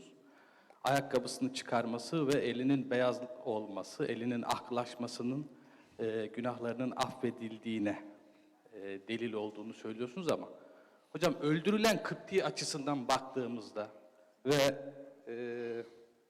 Zilzal suresi 7. ayetindeki kim zerre ağırlığınca iyilik yapmışsa onun karşılığını görür. Kötülük için de aynısı geçerli. Bu ayet bağlamında Kıpti açısından baktığımızda onun durumu ne olacak hocam? Birinci soru bu. İkinci soruyu hemen sorayım mı yoksa bunun cevabından sonra? Lütfen alalım onu da.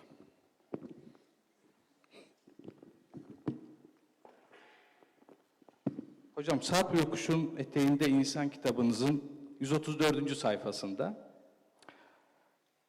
aşağıda anılanların Allah'ın muhabbetini kazanacakları zikredilmektedir demişsiniz ve 5 gruptan bahsediyorsunuz. Birincisi tövbe edenler, ikincisi salih amel işleyenler, üçüncüsü adil olanlar, dördüncüsü sabredenler ve beşincisi de Allah rızası için mücadele edenler. Hepsinin yanında ayetlerin numaralarını da vermişsiniz. Şimdi bizim günümüzün benim tabirimle klasik sünni toplumunda ibadetin çok büyük önemi var hocam. Mesela işte kıl beşi kurtar başı gibi bizim Anadolu geleneğinde namazı kıldıktan sonra geri kalan her şeyin affedileceği veya işte şehadet getirirsen cennetin kapısının açılacağı gibi bir algı var ama sizin bu bahsettiğiniz 5 grup içerisinde ibadet edenler yok. İbadetle bu 5 grubun arasındaki ilişkiyi nasıl kurmamız lazım? Bu konuda yorumlarınızı bekliyorum hocam. Evet. Teşekkür ederim. Rica ederim. Bu soru cevap faslını açarken aslında şöyle bir kriter koymak lazım. Zor soru sormak yasak kardeşim yani yani. Zor soru sormak yasak ya. Çok uzun cevabı gerektiriyor. İbadet kişinin kendine dönük. Yani buna biraz teknik diyelim, dikey ilişki. Allah'la insan arasındaki bir ilişki, ibadet. Minimal anlamda bunu kastediyoruz. Oysa tövbe, mesela tövbe sanki bireysel bir şey gibi değil. Hayır. Tövbe, neye tövbe ediyoruz? Birisine verdiğimiz bir zarardan dolayı. Anlıyoruz ki bir hakkın ihlali var. Orada 5, mesela sabretmek. Az önceki kategori işte. Az önceki kategori. Adam camı açıyor size küfrediyor. Hayır diyorsunuz. Ben bunun seviyesine inmeyeceğim. Dolayısıyla 5 kategoride şahıstan, kişiden yani toplum içindeki insandan bahsediyoruz. İbadet bireysel. Bireyle ilgili değiliz biz. Dinin temel kurgusunun, arkadaşlar, dinin temel kurgusunun toplumla ilgili olduğunu, bireyle ilgili vurguların o topluluğun içine çıkacak olan bireyi ahlaklı bir birey yapayım ki o toplum da ahlaklı bir toplum olsun amacı taşıdığını bizim evvel emirde söylememiz lazım. Yani şöyle düşünün. Mesela din, siyaset, politika, devlet falan hep konuşulur ya. Şu söylenir. Hiçbir felsefi söz, hiçbir dini söz toplumun dışında olamaz. Toplumu hedeflemiyor olamaz. Mutlaka toplumla ilgili bir şey var. Söylediğimiz kategorilere bakın. Mesela adalet, adaletli olan, sabreden, tövbe eden, bunların hepsi mutlaka eğer birisine bir zarar verdinizse, bu hassasiyeti bence diri tutmaya çalışıyor. Şöyle düşünün, çok basit olarak. Bir insanın Allah'ın hududunu, Allah'ın sınırlarına tecavüz etmesi mümkün mü? Ya tilke hududullah diyor. Bak Allah'ın sınırları var, Allah'ın sınırlarına tecavüz etmeyin diyor. Allah'ın sınırına kim tecavüz edebilir? Allah'ın sınırı neresidir? Böyle bir şey yok ki. Ama tespitim şu, bir insan hakkına tecavüz, Allah'ın hakkına tecavüz sayılmış. Bir adam gariban sahibi yok diye eziyorsan Allah'a yönelmiş bir hamlede bulunuyorsun demektir. Bu hassasiyeti bir garibana sahip çıkmıyorsan, sahipsiz görüyorsan Allah'ı redden başka bir şey değil bu. Onun için iki kategoriyi biz yani din gözeten değil gözetleyen, gözetleyen bir kurum değil gözeten bir kurum olduğu zaman ancak kalplerde yer bulabilir. Yoksa herkes gözetliyor. Devlet gözetleyebilir, mobese kameraları gözetliyor, polis gözetliyor, ana baba gözetliyor. Bize gözetecek, koruyacak bir insan lazım, bir kurum lazım, bir felsefe lazım. Kur'an-ı Kerim'in tepeden tırnağa, örneği veriyorum, siyasi parti liderleri vardı konuşma yaptığım yerde. Verdiğim örneği bir tanesi çok beğenmiş ya. Çok duygulandım dedi. O nasıl bir örnekti ya falan. O örnek şu. Kur'an-ı Kerim'in de ismidir. Allah'ın da ismidir. Müheymin. Müheymin. Videolarımda bu örneği veriyorum. Denk gelmişsinizdir.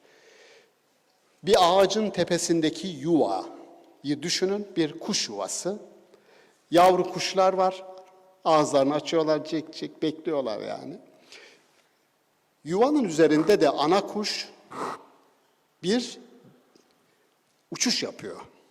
Niye uçuyor? Bir yırtıcıdan onları korumak için. Koruma. Bu uçuşun adı Arapçada heymene. Bu uçuşu yapan kuşun adı da müheymin.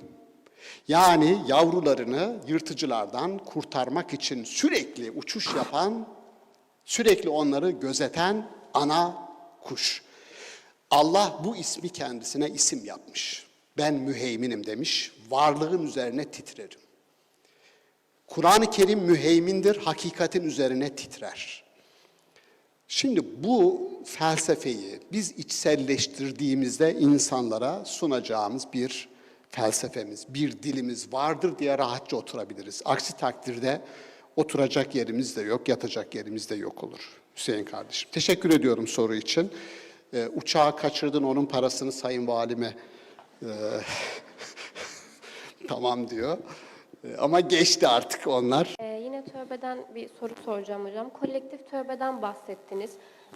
Tövbeye baktığımız zaman tövbenin biraz daha kişisel bir şey olduğunu ve kişisel iradenin sonucu olduğunu görüyoruz ve kişisel iradede de şöyle bir durum var ki herkesin psikolojisine bakıldığında tövbe çok bireye bağlıdır. Yani bir kişi bir şey için tövbe ettiğinde ya da geçmişiyle alakalı bir şeye barışmak istediğinde bunu başaramayabilir. Yani bir kişinin tövbesi bir günde sürebilir, 1000 günde sürebilir.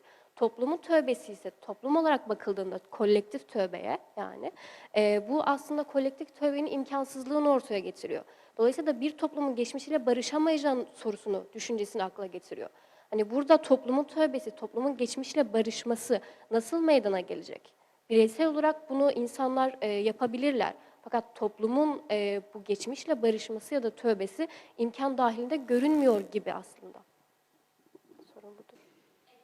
Eda, kaçıncı sınıftasın Eda? 4. sınıf. Güzel. Güzel bir soruydu, iyi de sordun.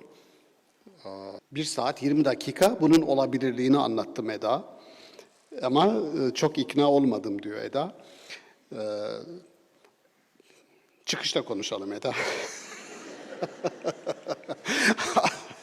Ama şunun gibi olmasın Eda. Ya nasıl olmaz? Deminden beri anlatıyorum. Olması gerekeni. 2 dil var. 2 dil var. Bir olgu dili, bir değer dili. Dinler değer dilini tercih ederler. Ve değer dili olgu dilinden her zaman daha üsttedir. Zira olgular değerlere tabidir. Biz olmalı, malı deriz. Böyle olmalı, böyle yapmalıyız ve yol gösteririz. Olmalıdır. Böyle olmuyor olabilir. Haklısın.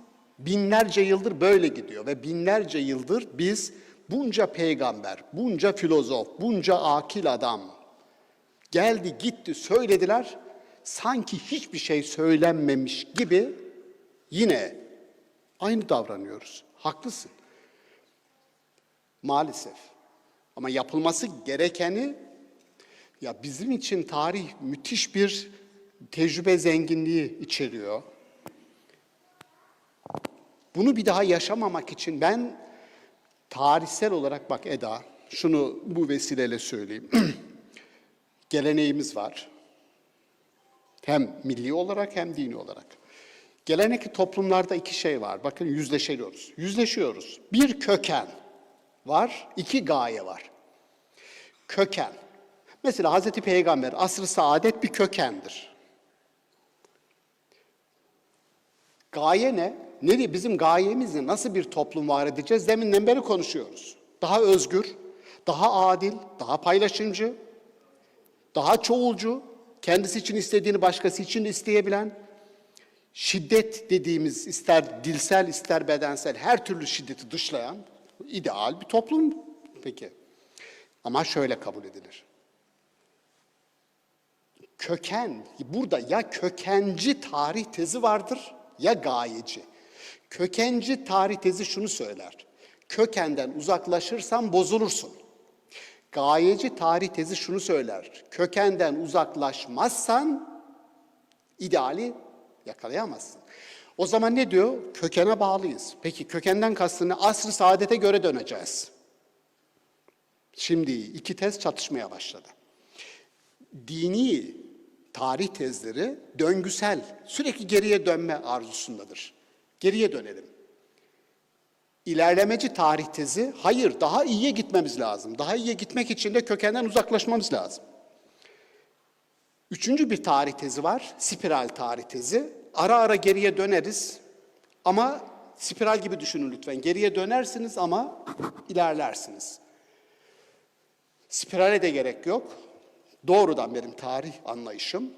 Velel ahiretü hayrun leke minel ula. Gelecek her zaman geçmişten hayırlı olmalıdır. Bakın gelecek, ayet-i kerime, geleceğiniz geçmişinizden hayırlı olmalıdır. Peki asr-ı saadeti ne yapacağız? Olay şu, asr-ı saadette var olan özdür. O özün hangi coğrafyada hangi biçimi, formu alacağı senin benim işimdir. Bakın, adalet bir özdür. Bu adalet Afganistan'da farklı şekilde formüle edilir. Ya hırsızlık yapana bir ceza öngörüyorsanız bu Afganistan'da ayrıdır, Türkiye'de ayrıdır, Almanya'da ayrıdır. Doğru mu bu? Ama öz ne? Öz adalettir. Bütün özleri, buna biz ne diyoruz? Diyoruz. Hazreti Peygamber ümmidir. Yani bütün formların özünü kendi içerisinde barındıran bir değer yatağıdır. Ama Hazreti Peygamber tarihin sonuna kadar gerçekleşecek bütün formların en idealini kendi döneminde gerçekleştirdi diyebilir misin? Diyor ki Peygamberin görev sınırını ayet-i kerime tanımlarken diyor ki elimden geldiği kadar ıslah edeceğim. Bak elimden geldiği kadar ıslah edeceğim. Elinden gelen oydu. 23 sene içerisinde yapacağını yaptı. Ama biz bugün onun o öz olarak, ümmi olarak bize getirdiği o yatakta barınan ne varsa kökende onun en ideal formunu onun peşindeyiz. Onu arıyoruz. Köken ve gaye. Köken var, kabul ediyoruz öz olarak ama tarihin gittiği bir gaye var. Daha insanca, savaşın, kavganın, gürültünün, kıyımın olmadığı bir tarih. Bunu kim arzu etmez ki? Bunu arzu etmeyenlerin kim olduğunu biliyoruz. Var arzu etmeyenler. Eda, anlaştık mı? Şöyle olmasın. Bu eski köy odalarında hikayeler anlatılırdı ya. Sabaha kadar adam Leyla ile Mecnun hikayesini dinlemiş. Anlatmış adam. O mükemmel. Sabah olmuş, herkes dağılacak. Dinleyenlerden birisi anlatanı çevirmiş. Ya demiş, her şey mükemmel, harika demiş ama demiş, şu Mecnun kız mı oğlan mıydı? Ben onu çıkaramadım. Şimdi dedim hikayeyi anlatan kendini intihar etmiş olabilir. Bu kadar işin esprisi. Öyle bir şey olmasın, bu kadar konuştuktan sonra bu muydu olmasın. Evet, son bir soru. Buyur lütfen. Hocam öncelikle geldiğiniz için teşekkür ederiz. Bizi şereflendirdiniz. Estağfurullah. Hocam ben Ebu Bekir. Ben de tez yazıyorum. Burada sosyal medya ile alakalı uğraşıyorum. Özellikle kimliğin inşa edilmesi konusunda böyle bir farkındalık oluşturmak adına özellikle size soruyorum. Çünkü siz kimliğin inşa oluşu, işte insanın doğasıyla alakalı yazılarınız var. Burada sosyal medya nasıl bir etki yaratabilir veya farkındalık oluşturmak için soruyorum. Sosyal medya biz kimliğimizi inşa ederken nerede? Yani özellikle soyut anlamda. Teşekkür ederim. Evet. Teşekkürler Ebu Bekir. Kimliksiz Hakikatler diye bir kitabım var benim müstakil. Hakikat ve kimlik konusunda çok kafa yordum yani. Sıkıntılı bir alan. Sosyal medya bir defa bir enformasyon alanı. Bilgi alanı değil. Bir bu ayrımı yapmak lazım. Yani internet ortamı bir enformatif ortamdır. Enformasyon dediğiniz şey henüz süzgeçlerden geçmemiş, doğruluk denemesine tabi tutulmamış. Bilgi değil yani, bilgi değil. İnternetten alıyor arkadaşlarımız, öğrenciler öyle bir alışkanlık, o ilk şimdi alıştılar da. Giriyor, oradan bir şeyler alıp geliyor. Bu bilgi değil ki arkadaşlar. Yani yayınlanmış makaleler, kitaplar, PDF'ler onlardan bahsetmiyorum. Arama yapıyor, arama motoruna yazıyor, oradan çıkardığını bu değil. Oradaki bu postmodern durum, karışıklık, kontrolsüz bir şekilde Ebu Bekir, yani şu söyleyeceğim sen o kadar önemli bir şey söylüyorsun ki bunu müstakil olarak tartışmak lazım. Bir insan, yani çocuk yetiştirirken oradan başlayacak bu kimlik. Ben şuradayım. Diyorum şu bilgisayar, bu bilgisayar. Kurarken daha ilk evime aldığımda önce virüs koruma programı da yerleştiriyorum buna. Doğru mu bu? Virüs koruma programı. Yani çünkü internete gireceksiniz ve her yerden size virüsler hücum edebilir. Önce bunu koruma almam lazım. Bir insanın, yetişen bir çocuğun, bir gencin, orta yaşın, ileri yaşın hiç fark etmiyor. Burada genelde gençler falan deniyor, alakası yok. Zihni olan herkes bu sorunu yaşar, yani yaşı yok bunun. Bir virüs koruma programı gibi sabit kimliği, ister milli kimlik deyin, ister kültürel kimlik deyin, ister dini kimlik deyin, mutlaka kimliğini oluşturacak, durduğu yeri, aidiyetini bilecek, yani savunacağı bir şey olacak. Bu. Yani kimlik nedir? Kimlik savunacak bir şeyin olacak. Yani şurada oturduk yurt dışında, adam sana işte orada bir şey konuşuyor, Türklüğünle, İslamlığınla, coğrafyanla ilgili bir hakaretamiz bir cümle geldiğinde sen hiçbir şey olmamış gibi davranıyorsan kimliksizlik var orada. Yani önce bir savunma refleksi olması lazım bir insanda. Canlı olduğunu, kültürel canlı olduğunu göstermesi lazım. Biyolojik canlılık değil bu. Ya kimliğin var mı yok mu sorusu bu. Ne kadar şeye tepki gösterebiliyorum. Bu senin canlılığını gösterir. Onun için de o değerlerin, yani bizi yapıcı dediğimiz değerlerin bizde ne kadar verildiğini önce onu görmemiz lazım. Onu vermemiz lazım. Bu endoktrine etmek gerekmez bunu. Yani böyle kasıtlı kültürlemedir denir ya eğitim. Yani milleti toplayalım salonlara anlatalım. Onu kastetmiyorum, o değil. Bu ailede başlıyor. Bu ailede başlıyor. Ve hangi aile çocuğuna hangi değerleri verecek? Bu da kültürle, toplumun kültürüyle, tuttuğu, yerkürede tuttuğu yerle, kendisine atfettiği rolle alakalı. Bu ibadetler buna dahil. Yani bu endoktrine etmek değil. Size bir espri olsun diye, gülesiniz diye bir örnek anlatacağım. Sonra da bu soru cevap faslını kapatacağım. Yine denk gelmiş olabilirsiniz. Hüseyin bunu bir yerde dinlemiş olabilirsin. Çocuklarım benim, oğlum lisede o zaman. Rahmetli peder misafir evde bende. Akşam yemeği için tam oturduk. Bu arada da ezan okundu. Mustafa sofrada yok. Hanıma sordum, Mustafa nerede dedim. Ezan mı okunuyor? Bak ezan okundu dedim, ezan okunuyor. Tasavvufçu olsaydım kerametimi ishar ettim derdim de kelamcılarda böyle bir keramet şeyi olmadığı için gitti boşa. Ha? Ha, keramet tutmadım, iyi tamam. Zaten iddia etmemiştik, güzel. Ezan okundu, yemekteyiz. Dedim ki hanıma, Mustafa nerede? Dedi, namaza geçti dedi. Ya dedim hep beraber yemeği yerdik. Ondan sonra yatsıya kadar dünyanın vakti var yani. Kılsaydı dedim keşke. Ben biraz daha rahat davranıyorum ya. Babam orada hemen lafı soktu bana. Bak dedi, çocuk ne kadar dakik dedi hemen. Ne kadar dakik çocuk gördün mü diyor, şimdi laf sokuyor bana. Dedim baba, o benim yetiştirdiğim çocuk, senin yetiştirdiğin burada. Babam dedi bu kötü oldu.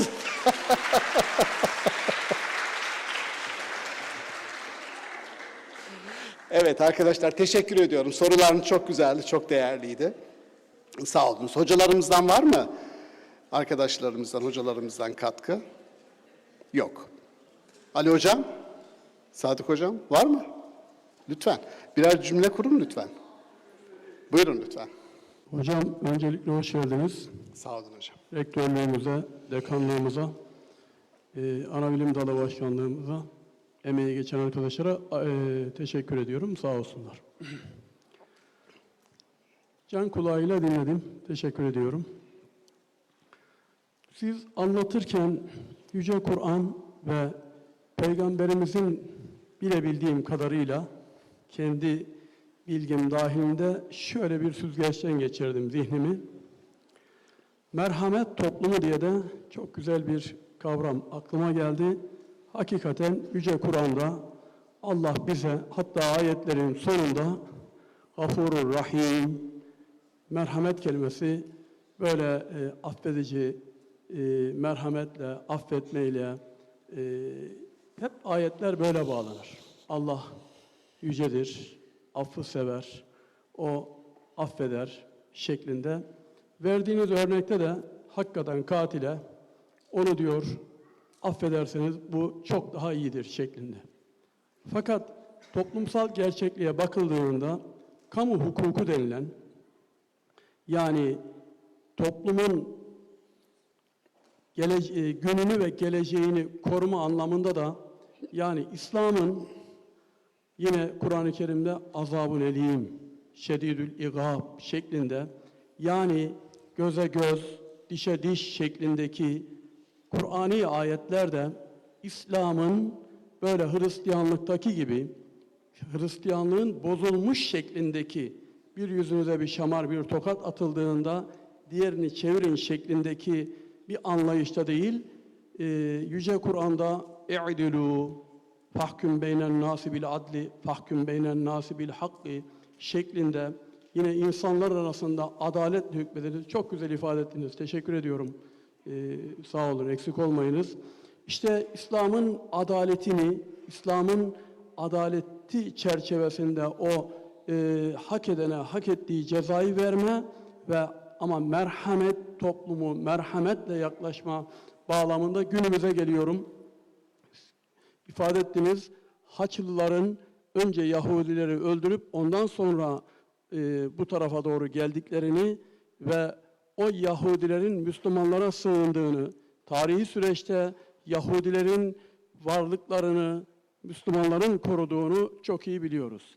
Gelinen noktada bugün dünyada gerçekten Gazze'de bugüne kadar 40 bine yakın çocuk, genç, kadın, masum insanlar hem öldürüldü hem evlerinden, barklarından, yerlerinden, yurtlarından 55 dolayında halkı Müslüman olan İslam dünyasının 2 milyara yakın Müslümanın olduğu bir dünyada %25'i 8 milyar insanın %25'inin Müslüman olduğu bir dünyada bizim de evet merhametle onlara bir intikam almak için değil, adalet adına dur dememiz gerekmez mi? Bu konulardaki yani o merhametin yanında adaleti uygulama noktasında hak, hukuk, ahlak, evrensel değerler noktasındaki kanaatinizi de 3-5 cümleyle serdederseniz teşekkür ediyorum. Evet teşekkür ederim hocam. Bu katkı olarak alalım. O merhamet, adalete, azizün züntikama hiç gerek duymayan bir dünya inşası talebidir. Ama o dili anlamayan, o merhamete rağmen dedik ya bazı insanlar tam tersi bir istikameti talep edeceklerdir. O insanlara hukukun dili, O insanlara hukukla anlamazlarsa ben bunu bir şöyle kategorize ediyorum. Bir mücahede vardır. Mücahede iş yapmazsa mücadele vardır. Diplomasi mücadele iş görmezse mukatele vardır. Doğru mu? Yani Kur'an-ı Kerim'de önce cihat var. İlk önce cihat var. Cihat, cehd, gayret. Maturidi'nin söylediği gibi yani. Cihat, savaşa giden yolun tıkanmasıdır. Savaşa giden yolun tıkanması. Çünkü savaş kerihtir. Öldürmek kötüdür. Keşke Yahudiler, keşke İsrailoğlu olarak kalabilselerdi. Yahudileşmeselerdi. Şu Siyon felsefesinin İsrailoğullarının felsefesi olmadığını Yahudiler söylüyor. Siyonizmin İsrailoğullarının peygamberleriyle bir alakası yok. Onların felsefesi değil bu. Dolayısıyla bunun orada zaten bir düşüş var. Bahsettiğimiz merhamet halkası içerisine girmeme ısrarı zaten orada var. O insanlara uygulanacak muamele tek kelimeyle azizün züntikam olan Allah'ın sıfatıdır, ismidir. Ya ben sizin kadar yumuşak değilim orada. Tam tersi. Merhameti ısrarla reddeden bir adam gider kendisini hukukun önünde bulur. Onu söyledim. Hukukun önünde bulur. Hukuka rağmen iş gören bir adam yani kaçmaya çalışırsa vesaire adamı bu sefer indirirsin bak. Aşamalardan ben bütün o bizi en son en kötü aşamaya, savaş aşamasına götürecek yolu tıkayalım diyorum. Merhametle onu tıkayalım. Hayır ben burada yokum diyorsa onun bertaraf edilmesi. Bırak Yahudisini. İki Müslüman topluluk birbiriyle savaşırlarsa aralarını uzlaştırmaya çalışın. Hayır bir tanesi ben uzlaşmıyorum derse Müslümanlığına bile bakmayın. Hepiniz bir olun ve onu bertaraf edin. Kur'an-ı Kerim'in dili çok realisttir.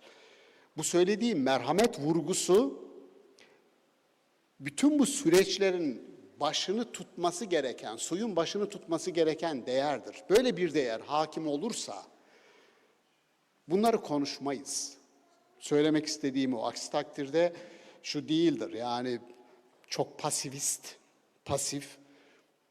Hazreti İsa işte bir yanağını vuran öbürünü dön. Öyle bir İsa yok ki. Siz zannediyorsunuz ki ben size merhamet, sevgi getirdim. Ben size kılıç getirdim. Luka'da dinler tarihi okuyan, bilen arkadaşlar bilir. Hazreti İsa ben size kılıç getirdim diyor. Ya şu demek, dünyanın bir gerçeği var.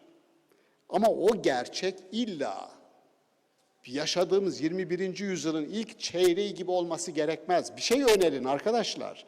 Katliam, savaş, tarihin gerçeği olması gerekmiyor. Bunun alternatifi var. Niye bu öldürülen 64 tane, bakın 64 terör örgütü var dünyada, 64 adı konulan. 60'ı Müslüman ülkelerde. Nijerya'da okullardan kız çocuklarını kaçırıyor. Kaçıran Müslüman, kaçırılan Müslüman, acıyı çeken Müslüman. Olması gerekmiyor arkadaşlar ya. IŞİD diyorsun, ISIS diyorsun değil mi? Bu adamlara bakıyorsun Amerikalıların bölgede kullandığı örgütler, maşalar. Maşalar. Adam intihar bombacılığı yapıyor, öldürdüğü 100 kişi öldü, 100'ü de Müslüman. Diyorum ya 5 yıl NATO'da konuştum ben. İntihar bombacısı nasıl yetiştirilir, nereden başlar, hangi ilaçları alır ve nerede kendini patlatır, bütün süreçleri izliyoruz. Müslüman ülkelerin, Müslümanların bu zihnin bu kadar pasifize edilmesi, bu kadar koyun gibi arkaya dizilmesi bizi rahatsız ediyor.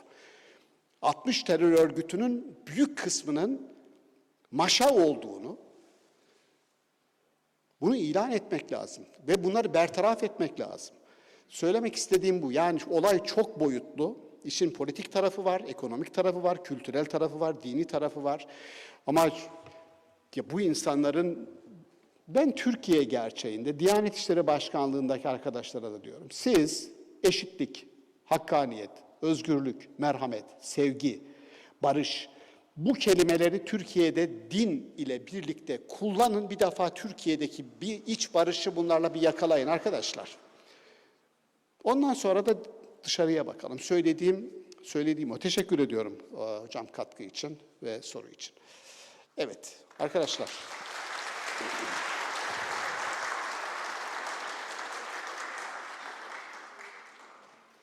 1,5 saat oldu. 1,5 saat, 10 dakika geçti. Gayet güzel. Tamam. Tamamız. Tamamız. Sayın Profesör Doktor Şaban Ali Düzgün hocamıza çok teşekkür ediyoruz. Hocamızı sahneden bırakmıyoruz. Teşekkür belgesi ve hediye takdimi için öncelikle teşekkür belgesini vermek üzere üniversitemiz Rektör Vekili Sayın Profesör Doktor Derya Bostancı hocamızı ve fakültemiz dekanı Sayın Profesör Doktor Hamit Er hocalarımızı sahneye davet ediyorum.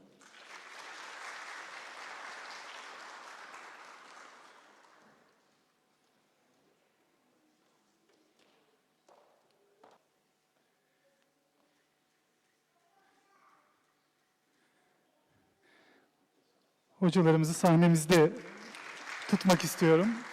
Günün hatırası olarak öğrencilerimizin el emeği şeklinde hazırlanmış hocamıza küçük bir hediyemiz var. Hediyemizi takdim etmek üzere Ordu Valimiz Sayın Muammer Erol Valimizi sahneye davet ediyorum.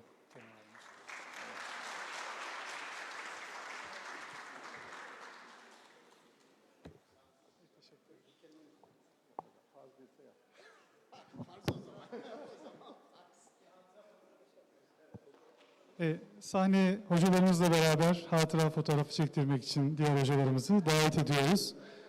Sayın öğrenciler, sayın katılımcılar, hocamızın birazdan imza toplantısı olacak. Kitaplarımızı hocamıza program sonrasında imzalatabiliriz sahnede.